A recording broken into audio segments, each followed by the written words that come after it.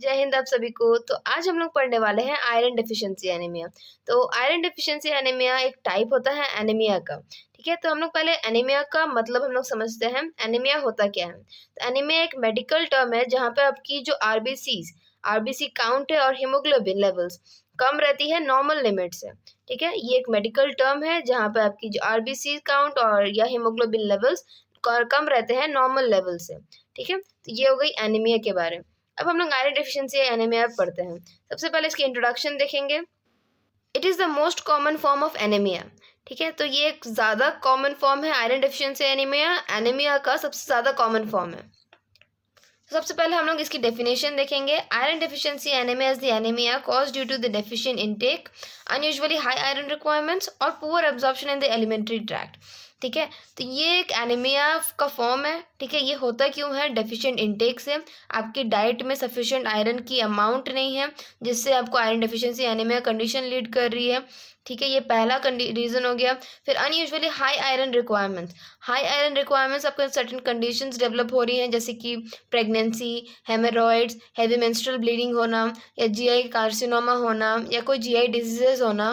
ठीक है, जिससे आपकी रिक्वायरमेंट्स बॉडी की ज़्यादा हो जा रही है आयरन की। उस कंडीशन में आपको आयरन डिफिशिएंसी एनीमिया कंडीशन आप लीड कर सकते हो। और poor absorption in the alimentary tract, या आपकी आयरन की एब्जॉर्प्शन सही से एलिमेंट्री ट्रैक्ट में हो नहीं पा रही है, तो ये कंडीशन लीड करती है आयरन डेफिशिएंसी एनीमिया। तो आयरन डेफिशिएंसी एनीमिया क्या है? ये कॉमन फॉर्म होता है एनीमिया का। ये होता क्यों है? या डेफिशिएंट इनटेक से, अनयूजुअल हाई आयरन रिक्वायरमेंट से, या पुअर एब्जॉर्प्शन से एलिमेंट्री ट्रैक्ट में। ठीक है, तो ये हो गई हमारी डेफिनेशन। अब हम लोग इसकी डेली आयरन रिक्वायरमेंट्स देखते हैं। तो मेन में ये होती है 1 to 2 मिलीग्राम और फीमेल्स में 3 मिलीग्राम होती है। ठीक है, अब हम लोग इसकी कॉजेज़ देखते हैं। कॉजेज़ में क्या है? सबसे पहले हेवी मेंस्ट्रुअल ब्लीडिंग होना, जैसे कि मैंने बोला था हाई आयरन रिक्वायरमेंट्स होती है हेवी मेंस्ट्रुअल ब्लीडिंग में। फिर क्रॉनिक ब्लड लॉस होना। ठीक है, इनसफिशिएंट डाइटरी इनटेक होना, poor absorption of iron by the body, और high iron requirements.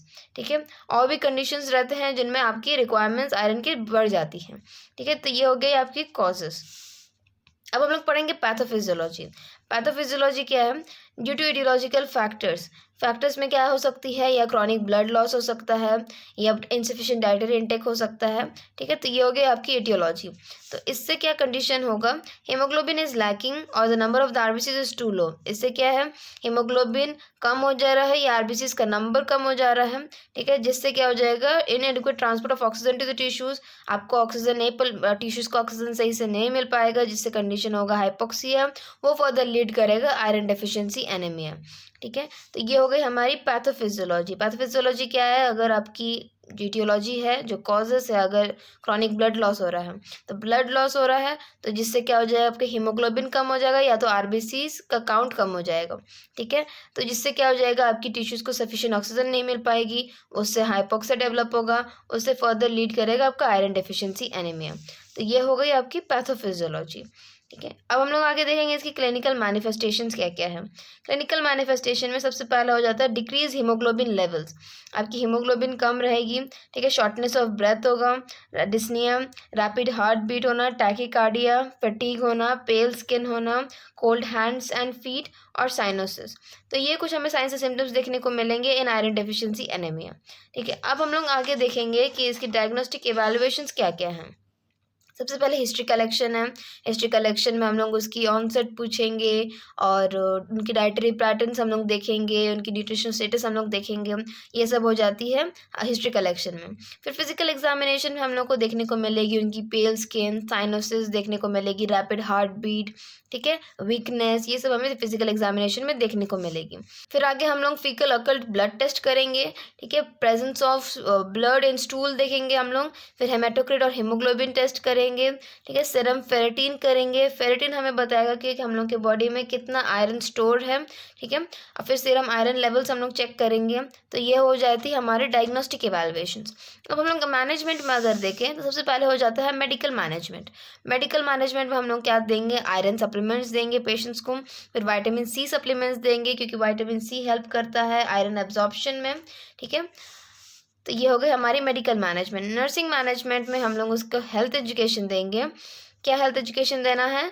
For the best absorption of the iron, supplement should be taken in an empty stomach. Iron के अच्छी से absorption होने के लिए हमें आयरन को खाली पेट में लेना है, ठीक है। ये हम लोग हेल्थ एजुकेशन देंगे पेशेंट्स को। और फिर आगे देंगे कि मिल्क एंड एंटासिड्स में interfere with the absorption of the iron and should not be taken at the same time as iron supplements. Milk और एंटासिड्स ये सब मतलब आपकी एब्जॉर्प्शन ऑफ आयरन को इंटरफेयर कर सकती है, ठीक है। तो इसीलिए हम लोग को जब हम लोग आयरन सप्लीमेंट्स लेते हैं तब मिल्क और एंटासिड्स हमें तुरंत नहीं लेना चाहिए। फिर pregnant and breast feeding women will need to take extra iron supplements. हम लोग को पता है extra iron high iron requirements होती हैं प्रेगनेंसी में, ब्रेस्ट फीडिंग के टाइम। तो इसीलिए प्रेग्नेंट और ब्रेस्ट फीडिंग फीमेल्स को थोड़ा आयरन सप्लीमेंट्स ज़्यादा लेना होता है। फिर आयरन रिच फूड्स क्या हम लोग का होता है, एग, फिश, मीट, पोल्ट्री। तो ये सब होता है आयरन रिच फूड्स जो हम लोग पेशेंट को एजुकेट करेंगे कि अपने डाइट में ये सब इन्वॉल्व करें, ठीक है। तो ये हो गई हमारी iron deficiency anaemia. Iron deficiency में एनीमिया होता क्या है, डेफिशिएंसी एनीमिया क्या हो जाता है, ये कॉमन फॉर्म है एनीमिया का। ये होता क्यों है, डेफिशिएंट इनटेक से, या हाई आयरन रिक्वायरमेंट्स बढ़ गया है, या पुअर एब्जॉर्प्शन हो रहा है एलिमेंट्री ट्रैक्ट में, ठीक है। कॉजेज इसके वही हो जाएंगे, हैवी मेंस्ट्रुअल ब्लीडिंग होना, क्रॉनिक ब्लड लॉस होना, इनसफिशिएंट डाइटरी इनटेक होना, या पुअर एब्जॉर्प्शन होना आयरन का बॉडी, हाई आयरन रिक्वायरमेंट्स होना। ये हो गए हमारी कॉजेज। पैथोफिजियोलॉजी हम लोगों ने देखा था कि aetiology factors due to the causes में क्या होगा, हीमोग्लोबिन ये कम हो जाएगा, या आरबीसीज का लेवल कम हो जाएगा, जिससे क्या हो जाएगा, inadequate transport of oxygen to the tissues. Oxygen tissues को सही से ऑक्सीजन नहीं मिल पाएंगे, जिससे हाइपोक्सिया होगा और उससे iron deficiency anaemia condition lead होगा। इसमें हम लोग मैनिफेस्टेशन देखे थे कि पेशेंट्स को हीमोग्लोबिन लेवल कम रहेगा ऑब्वियसली, फिर शॉर्टनेस ऑफ ब्रेथ फेस करेगा, rapid heart beat, fatigue, pale skin होना, कोल्ड हैंड्स एंड फीट होना, साइनोसिस होना, ठीक है। और इसके मैनेजमेंट में हम लोगों ने देखा था आयरन सप्लीमेंट्स देना, विटामिन सी सप्लीमेंट्स देना, ठीक है। और ये हेल्थ एजुकेशन हम लोग को देंगे पेशेंट को कि खाली पेट में आयरन खाना चाहिए, मिल्क और एंटासिड साथ में नहीं लेना है, तुरंत बाद आयरन सप्लीमेंट्स के। उसके बाद प्रेग्नेंट और ब्रेस्ट फीडिंग फीमेल्स को ज़्यादा एक्स्ट्रा आयरन सप्लीमेंट्स लेना है, और आयरन रिच फूड्स होते हैं कुछ, एग, फिश, मीट, पोल्ट्री। तो ये थी हमारी आयरन डेफिशिएंसी एनीमिया। होप आप लोग को समझ में आ गया होगा कि आयरन डेफिशिएंसी एनीमिया होता क्या है। अगर चैनल में नहीं हो तो प्लीज़ चैनल को सब्सक्राइब कर देना और बेल आइकन को ज़रूर से प्रेस कर देना, क्योंकि यहाँ पे हम लोग हर दिन एक नए डिजीज कंडीशन के साथ मिलते हैं। तो फिर मिलती हूँ मैं आप लोग को नेक्स्ट क्लास में विद नेक्स्ट डिजीज कंडीशन। तब तक के लिए जय हिंद।